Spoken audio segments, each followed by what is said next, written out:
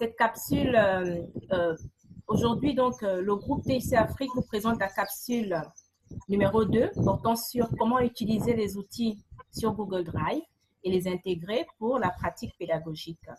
Donc, cette capsule sera co-présentée par Ana Guinza, donc, qui vient de se présenter, didactique de l'espagnol du FLE. Elle intervient depuis l'Espagne.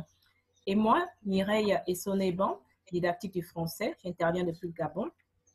Et nous avons choisi de travailler sur Google Drive, car c'est une application non seulement gratuite de Google, mais qui permet le stockage de tout type de fichiers sur PC, sur Mac, sur Android, et que vous pouvez utiliser dans vos activités pédagogiques de manière efficace.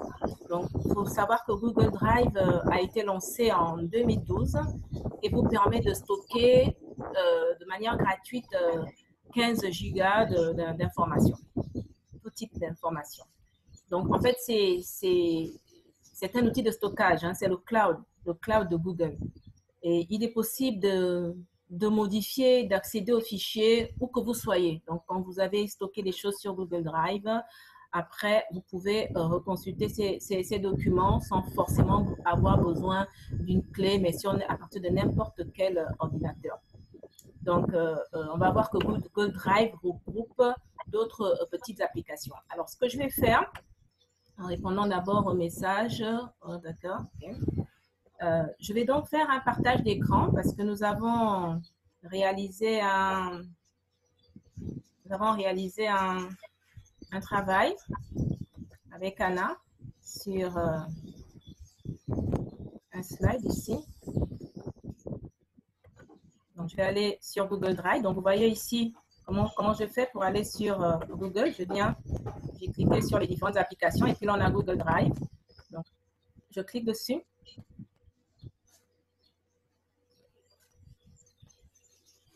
Et là, non, c'est pas pris le bon compte. Bien sur le compte TIC Afrique parce qu'on avait créé déjà un compte TIC Afrique, donc on a des documents dans ce drive là. Donc ça cherche, voilà. En fonction de la connexion, ça peut être parfois un petit peu laborieux. Alors, donc j'ai cliqué sur cette capsule. Voilà. Alors, donc ça c'est notre travail. Comment utiliser les outils sur Google Drive et les intégrer pour la pratique pédagogique.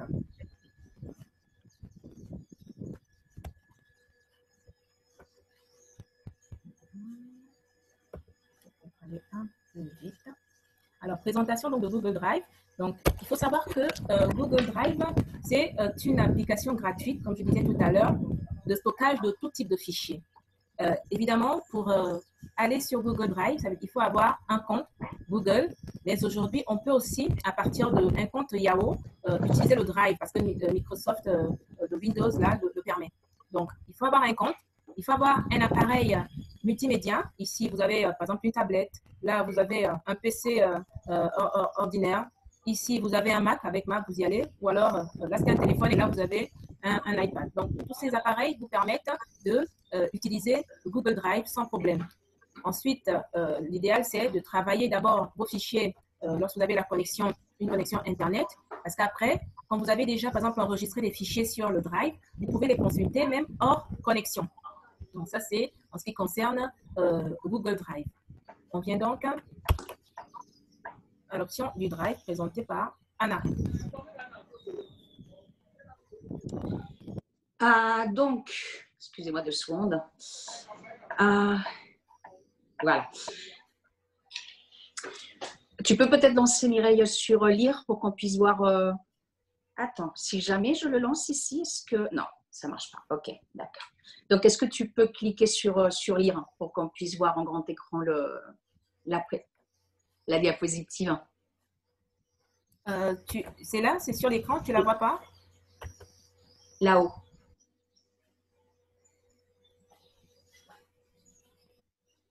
Ça, c'est assez extraordinaire sur Zoom. Ça permet d'interagir quand même d'une façon… voilà. Voilà. Donc, j'efface. Parfait. Donc, ce que nous allons faire, c'est tout d'abord voir les possibilités des dossiers, d'ouvrir un dossier, de partager des dossiers. Donc, on s'est dit que, bon, d'abord l'organisation du Drive. Après, comment on partage un dossier. On s'est dit que ça pourrait être intéressant pour notre fonctionnement, pour garder des documents. Donc, Mireille et moi, je pense qu'on est dans une logique de apprenons en faisant. Donc, on va essayer d'utiliser les outils du Drive pour aussi notre organisation par rapport aux documents, pour le stockage des documents, pour partager des documents. Donc, on va essayer de voir les fonctions les plus basiques et puis après, on débattra. Après, il y a sûrement plein d'idées qui se présentent. Donc, le Drive se présente comme un espèce de disque dur. Donc, vous allez sur votre compte Gmail. Mireille vous a montré, il y a des petits carrés.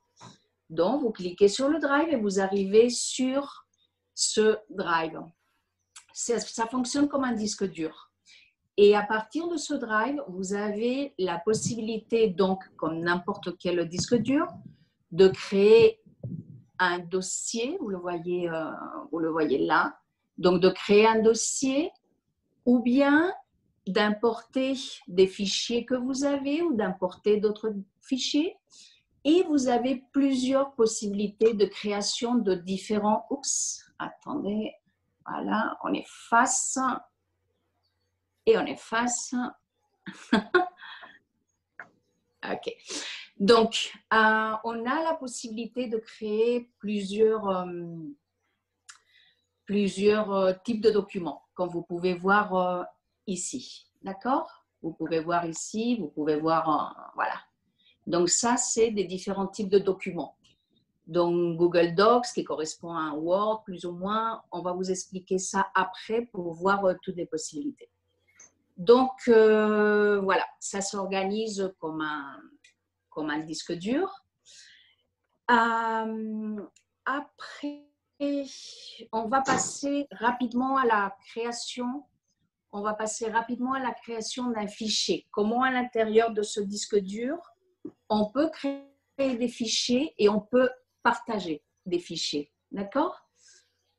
Donc, pour comprendre un peu la logique et surtout pour voir comment l'intégrer à notre pratique, on vous montrera après des idées et on peut partager des idées. Donc, vous avez des fichiers qui sont créés, des dossiers, pardon, qui sont créés ici. Et vous avez donc cette possibilité de, une fois que vous créez votre dossier, vous pouvez le partager, vous voyez là, vous pouvez le renommer, bien sûr, modifier la couleur. Je ne sais pas si vous êtes très visuel, mais des fois, ça aide beaucoup à avoir de différentes couleurs. Ou bien, une fois que vous l'avez créé, vous pouvez télécharger tout le matériel que vous avez sur votre Drive virtuel. Vous pouvez le télécharger sur votre ordinateur et bien sûr le supprimer. Quand vous supprimez des documents ou bien des dossiers, tout ça reste sur la corbeille, ça reste pendant plus ou moins 30 jours. Donc, vous pouvez à tout moment retrouver ces documents que tout d'un coup, peut-être vous en avez besoin. Donc, vous voyez un peu ici l'espace de stockage de ces 15 gigas. Une notion intéressante, c'est que Google Drive, tout ce qui est des documents de Google, aussi bien des dossiers que des fichiers, ça ne prend pas de place. Il n'y a pas d'espace qui est utilisé. Donc, si vous utilisez un Google Doc, ça va prendre 0 espace. Si vous téléchargez un Word, ça va prendre l'espace que ce Word prendra. D'accord? Si vous voulez, on peut revenir après. Donc, quelque chose qui nous semble très intéressant, c'est cette notion de partage. Comment on partage et c'est quoi le partage? Voilà, on passe assez rapidement, mais après, on peut partager des idées. Hein? Donc, les options de partage, on verra ça après aussi pour les documents. Donc, on peut partager des dossiers et on peut partager tous les documents qui sont à l'intérieur aussi d'un dossier. D'accord? Donc, il y a deux options. Ou bien, on choisit des personnes avec lesquelles on peut partager et on peut obtenir donc ce lien. Vous voyez, je vais mettre peut-être une autre couleur. Voilà, je vais mettre du vert. Donc, on peut obtenir ce lien. D'accord? On peut obtenir ce lien et ce lien sera partagé qu'avec les personnes qu'on veut, qui collaborent dans notre dossier. Là, je suis avec les dossiers. Donc, tout le monde qui a ce lien pourra, et là, vous avez, c'est très important, ces deux notions. Donc, on peut ou bien le lire ou bien l'éditer. Donc, c'est le propriétaire de ce dossier qui va décider quelles sont les possibilités que nous avons en tant que personnes qui partagent ces dossiers. Donc, si vous êtes lecteur, ça veut dire que vous avez un accès, donc vous pouvez lire tout ce qui est à l'intérieur. Si vous êtes éditeur, vous pouvez organiser, ajouter, modifier des fichiers. Vous avez, disons, tous les droits. Vous pouvez tout faire. Donc, deux options. Ou bien, on décide de partager avec des personnes et des groupes, donc on mettra les mails. On peut envoyer aussi un petit message, une notification qui arrivera sur votre mail et vous dira, voilà, TIS Afrique partage avec vous le dossier, vous avez un accès, voilà.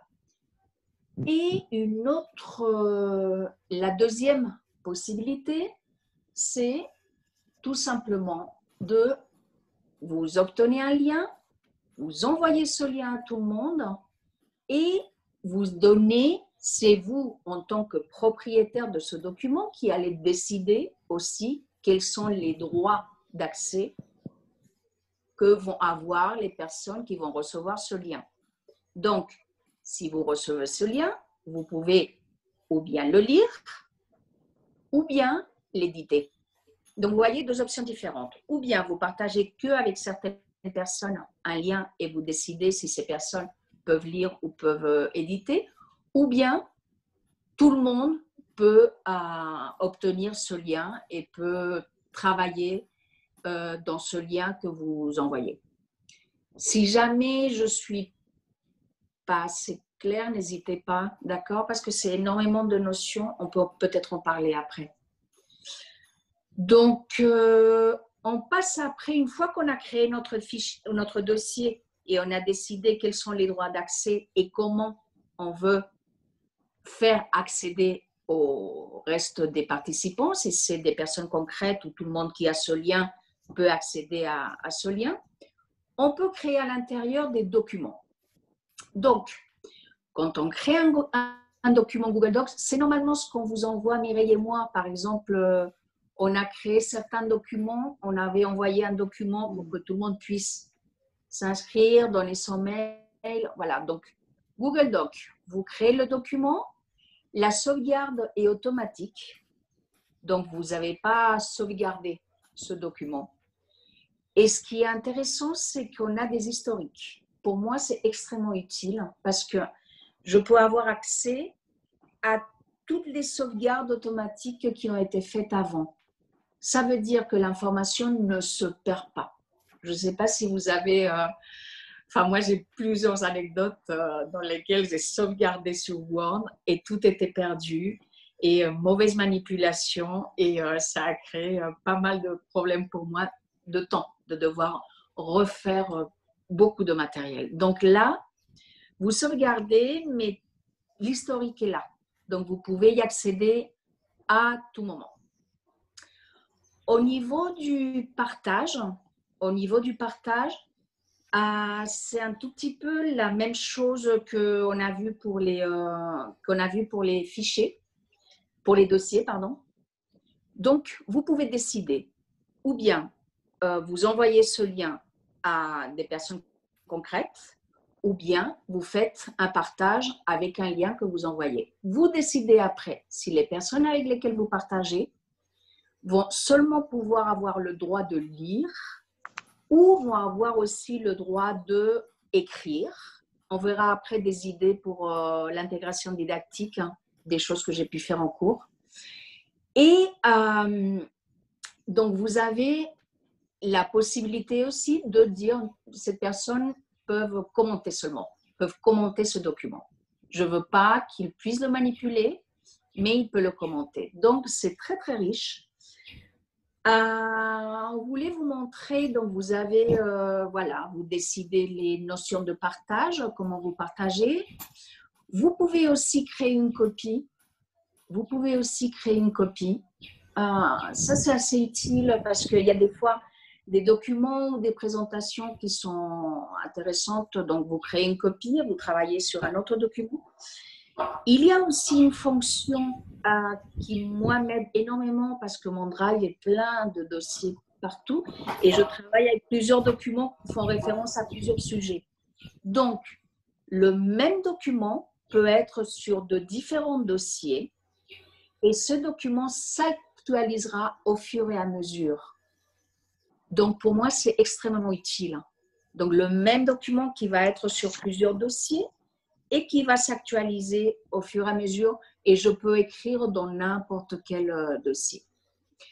Quelque chose de très important et surtout quand la connexion Internet est complexe, moi, par exemple, je l'ai beaucoup utilisé au Sénégal, c'est rendre disponible hors connexion. C'est-à-dire, on peut travailler sur son Drive hors connexion et dès qu'on active la connexion Internet quelque part ou on est sous Wi-Fi, le document s'actualise directement. Donc, comme ça, moi, par exemple, j'ai mon Drive, je travaille sur mon Drive et dès que j'ai une connexion Internet, ça s'actualise et ça se sauvegarde.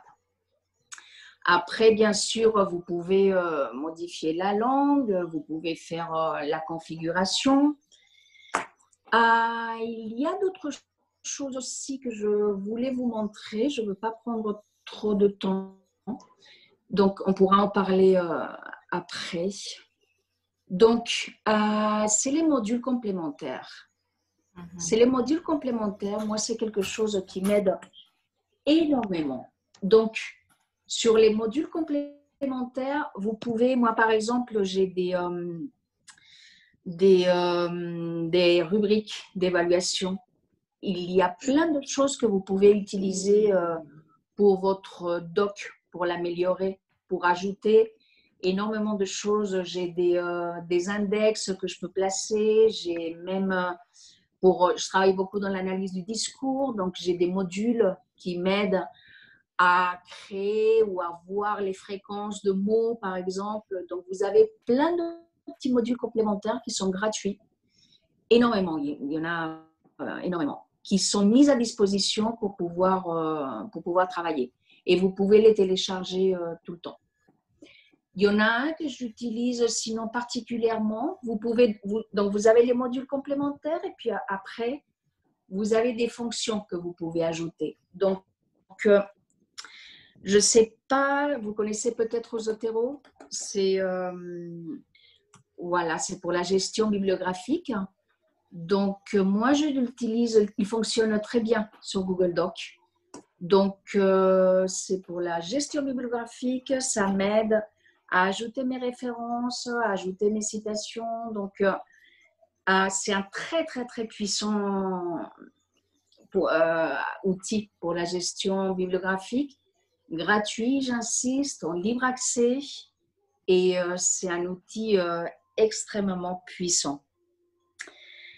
Je pense, voilà, donc je passe la main à Mireille qui va vous parler maintenant d'un autre type de document. Donc un type c'est le Google Doc, un autre type c'est Google Form et je t'enlève, voilà. Bien, merci Anna. Alors oui, effectivement, on va voir première capsule. Il y a la collègue du Cameroun qui était intéressée et qui disait que ça lui dirait bien de voir un peu comment ça se passe un peu tout ça. Bien, alors nous sommes sur Google et vous allez voir ici que lorsqu'on clique sur application Google, on a donc moteur de recherche, on a Google Maps, on a Play, on a Gmail, on a Meet, on a Contact, on a Drive, Agenda, Duo, Photo, traduction. Alors ici, je vais cliquer sur Google Drive et tout de suite, nous allons donc avoir le Drive, donc notre plateforme de stockage qui va s'ouvrir et nous allons chercher à créer un nouveau un fichier Google Form. Donc, vous voyez, j'ai cliqué sur Nouveau. Donc, je reprends. Vous voyez, donc je clique ici sur Nouveau. Je peux choisir soit de créer ici un Google Doc, ou alors de créer un Google Sheet. Donc, c'est en fait l'équivalent des feuilles Excel. Ou alors de créer un Google Slide, qui est l'équivalent en fait de PowerPoint. Et nous avons fait une présentation de notre capsule à partir de Google Slide. Ou alors, je clique ici sur plus et j'ai la possibilité d'avoir Google Form et les autres applications. Donc, je crée sur Google Form et ici, à partir, par exemple, d'un modèle, d'un formulaire vierge. Donc, ça va me proposer un formulaire sans titre. Donc, je peux commencer déjà par changer le titre où je vais inscrire ici TIC Afrique. Donc, description du formulaire, ça va être capsule 2. Et puis, je vais commencer à poser mes questions. Donc, la première question, je vais poser une seule question pour qu'on puisse réagir à chaud. Donc, question 1, ça va être par exemple dans quel pays travaillez-vous? Dans quel pays travaillez-vous? Voilà. Alors, mes options de réponse, c'est lesquelles? Est-ce que je vais faire une réponse courte? Est-ce que je vais proposer un paragraphe? Est-ce que c'est une option à choix multiple où on a des cases à cocher, une liste déroulante? Puisque la réponse sera courte, vous allez me dire Gabon, Sénégal, Guinée, Burkina Faso. Donc ici, je vais mettre une réponse courte. Donc, vous avez le droit de me donner une réponse courte. Alors, ce qui se présente ici, c'est lorsque je veux ajouter. Si je veux ajouter une deuxième question, je clique ici, je vais avoir donc la deuxième question. Si ici, je veux importer des questions déjà préétablies quelque part, je clique ici et je vais pouvoir les importer. Alors, ici, je peux ajouter un titre ou une description. Vous voyez, par exemple, à cette question, dans quel pays travaillez-vous? Ça pouvait être après, dans quel secteur? Ça, c'est si je veux ajouter cette précision. Je peux, si la question nécessite qu'on me donne par exemple une image, quel est le drapeau de votre pays, je peux mettre ça ici. Et puis, vous allez donc devoir préciser. Ou alors, si je veux qu'on ajoute un audio, une vidéo par rapport à la question posée, ça aussi, vous pouvez le faire ici. Donc, vous voyez, vous pouvez ajouter des sections, section 1, voilà, ainsi de suite. Donc, ça, c'est vous qui organisez votre question, votre formulaire de cette manière. Ensuite, vous venez dans le paramétrage. Je rappelle ici que vous pouvez aussi changer le thème. Vous pouvez personnaliser le thème. Là, c'est en bleu. Ben, je peux décider de le mettre, par exemple, c'est devenu vert ici, ou alors le mettre ici en rose. Donc, ça devient comme ça. Donc, c'est vous qui choisissez le thème. Vous pouvez choisir une image. Vous allez donc choisir une image. Par exemple, ici, pour l'entête, puisque c'est le TIC Afrique. Alors, moi, je vais, par exemple, chercher à importer ici dans mes fichiers. Dans mes fichiers, je vais donc aller importer le logo, par exemple, de TIC Afrique. Et je vais dans mes images. Et je regarde ici. C'est marqué TIC Afrique. Ouvrir avec un petit peu long. Hein? Vous allez voir que, voilà, l'image est là. Et vous avez insérer cela. Alors, donc, nous, qu'est-ce qu'il nous reste à faire? On peut venir ici sur les paramétrages. Par exemple, je vais cliquer ici pour collecter les adresses email. Si je veux envoyer une copie des réponses, je clique ici.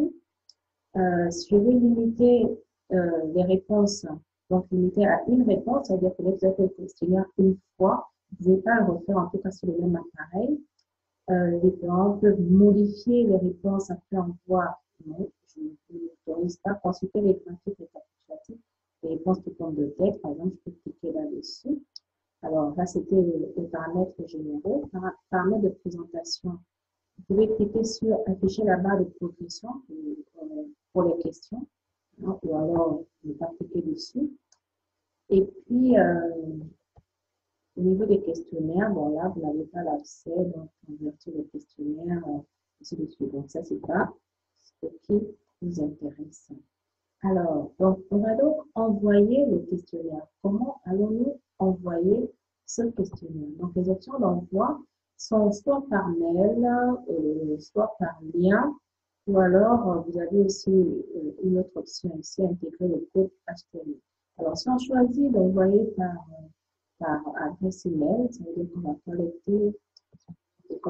essayer de collecter les adresses email. Et puis ben là, je mets l'adresse email et j'envoie à cette adresse email, comme par exemple ici, tc@gmail.com.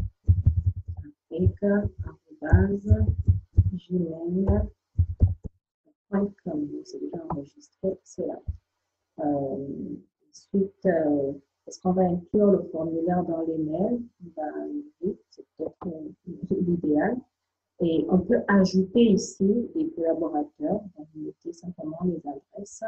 Et là, vous envoyez. Si vous ne voulez pas faire cet envoi par email, donc vous revenez, vous pouvez le faire donc par lien.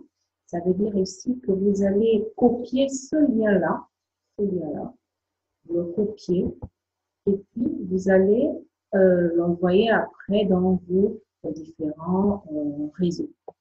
Donc, voilà en fait comment vous allez créer votre Google Form, votre questionnaire, et vous allez avoir les réponses de manière instantanée, tout de suite en ligne. Donc, on peut déjà voir ce qu'il y a, par exemple, au niveau des réponses. Donc, au niveau donc là, on a 6 réponses. On a déjà 6 réponses sur ce questionnaire. Voilà.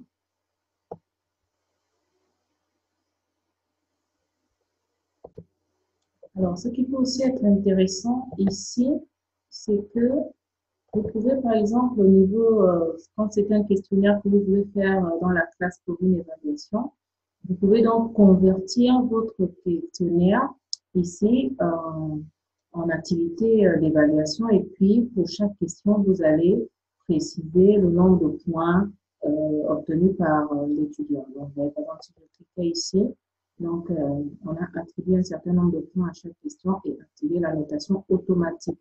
Donc, ça dépend après de ce que vous allez faire comme type de questionnaire. Donc, il y a vraiment plusieurs formes de questionnaires que vous pouvez faire avec Google Forms. Publier la note, vous avez le choix tout de suite après, immédiatement après chaque envoi, plus tard après l'examen manuel. Répondant, on peut voir les éléments suivants en question, réponse incorrecte, bonne réponse, nombre de points. Mais bon, pour ce questionnaire-là, nous ne sommes pas dans ce contexte, donc je vais décocher cela. Vous montrer ici. Je vais essayer. Si vous entendez, donc c'est ça qui est extraordinaire, parce que dans le direct, c'est ça la technologie. On apprend aussi à essayer de moduler en fonction des alias. Voilà, donc moi particulièrement, je l'utilise beaucoup en cours. Et surtout là, pendant le coronavirus, ça a été un outil extraordinaire. Donc, on peut en parler après. Bon, je l'utilise aussi beaucoup hors coronavirus parce que j'aime bien créer des projets hors la salle de classe. Donc, je vais vous donner quelques idées que j'ai eues On peut en parler après parce que je l'utilise extrêmement souvent. Donc ça, c'est des choses qu'on a faites très, très récemment. Donc pour moi, il y a deux choses de base, on va dire. Une, c'est le moins c'est plus. C'est-à-dire, quand j'ai commencé à travailler sur tous les documents de Google, j'essayais de faire des choses extrêmement complexes au niveau technique. Je me suis rendu compte que c'était vraiment pas la peine. On se perdait au niveau cognitif, dans des processus très élaborés. Et la conclusion, c'est moins c'est plus. C'est-à-dire, plus c'est simple, mieux c'est. Et après, surtout, ne pas perdre de vue l'objectif pédagogique. On peut faire des choses très jolies, mais si on n'a pas cet objectif pédagogique clair dès le début, on n'arrivera pas à grand-chose. Sauf que des fois, ce qui nous intéresse aussi, c'est de travailler le processus. Je veux dire, le travail de la langue peut être aussi un travail d'essayer de comprendre un document ou d'un processus. Après, c'est à nous de voir en tant qu'enseignant et didacticien. Travailler l'écriture en tant que l'écriture créative. Donc, on a fait un travail sur les contes, par exemple. Donc, qu'est-ce qu'on a fait? On était sur Zoom, donc j'avais plusieurs images et je leur ai dit, dites au hasard des images. Donc, on a créé avec les images, ils ont dû créer une histoire. Donc, par exemple, est-ce que tu peux cliquer sur outil de création, Mireille, s'il te plaît? D'accord. Là. OK, donc là, c'était un conte improvisé, donc avec les images. On a créé un petit conte et chaque étudiant devait écrire une partie avec l'image. Donc, on a fait une petite chose à l'intérieur. Donc, voilà, ça, c'était assez intéressant. Donc, après… Le son chez toi est un petit peu haché. Donc, ça, c'est très probablement parce que je suis avec les deux ordinateurs. Donc, on a créé cette activité collaborative avec les images. Je leur avais envoyé une photo. J'avais partagé cette photo avec les différentes images. Et donc, on avait créé cette histoire. Donc, après, est-ce que tu peux revenir sur la diapositive, s'il te plaît? Après, qu'est-ce qu'on a fait? J'ai créé des groupes. Et avec les groupes, ce qu'on a fait, c'est on a divisé des groupes et je leur ai dit, bon, maintenant, vous allez travailler comme vous voulez sur WhatsApp, vous téléphonez.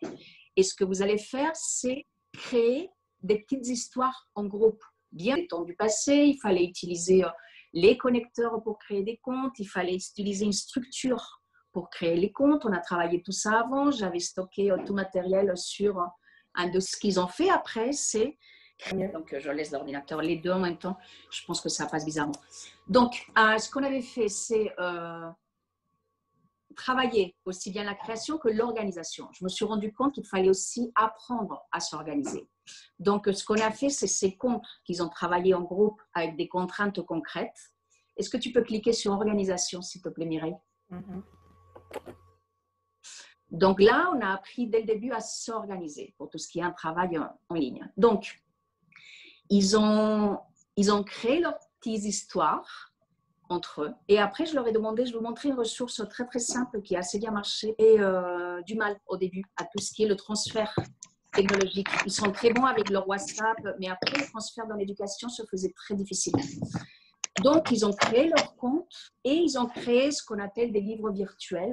Donc, vous créez votre compte et puis après, vous avez un lien qu'il fallait mettre sur le document. Donc, j'avais créé un document.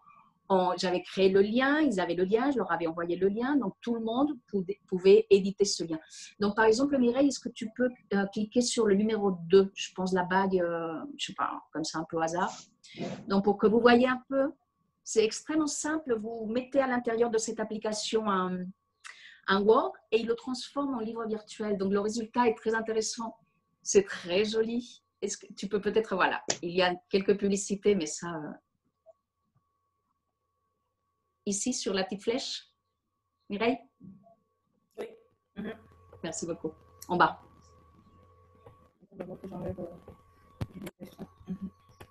OK. Donc, c'est très simple. Vous faites votre Word. Ils aiment beaucoup parce que le résultat visuel est très, très joli. Et vous faites ça en 3 secondes. Eux, ils avaient très, très peur de la technique. Ça a été un peu notre manière de commencer à travailler un peu dans le virtuel. Et puis après, ils étaient obligés, on va dire, de mettre ce lien. D'avancer. Donc, très rapidement, on peut en parler après. Donc, par exemple, on a créé des visites virtuelles. On peut en parler à un autre moment, des visites virtuelles sur EasyTravel. Donc, comme on a fait, c'était des visites de l'université. On voulait présenter l'université. Donc, ils ont créé le son, les textes. Donc, comment on a travaillé les textes? J'ai créé un document pour chaque groupe. Donc, comme ça, moi, je pouvais voir aussi un peu comment ça avançait. Donc, chaque groupe a créé le texte pour après faire des audios. Donc, tu peux, voilà. Et on a essayé de créer des bons écrits, de corriger sur les écrits. Moi, je voyais en temps réel comment ça se passait. Et puis après, ils ont fait des audios qu'on a mis sur la visite virtuelle.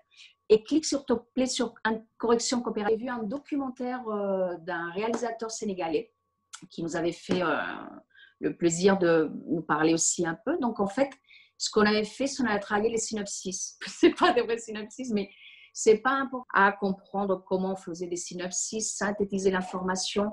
Et on a travaillé beaucoup, vous voyez, sur les pays masculins, féminins. Voilà. Donc, on a fait une correction coopérative, c'est-à-dire chaque groupe écrivait et puis un autre groupe devait corriger synopsis qu'avait fait le groupe d'à côté. Ou voilà. Donc, ça a donné de très, très bons résultats parce qu'ils ont vu que finalement, ils faisaient tous les mêmes erreurs et qu'en prenant conscience des erreurs des autres, ils prenaient conscience aussi de leurs propres erreurs. Et ça ils en ont parlé récemment, à quel point ça les avait un tout petit peu aidés. Voilà, donc on peut en parler après d'autres idées si vous êtes intéressés pour partager un peu des idées. D'accord, merci Anna. Donc en fait, voici les ressources et, sur le groupe.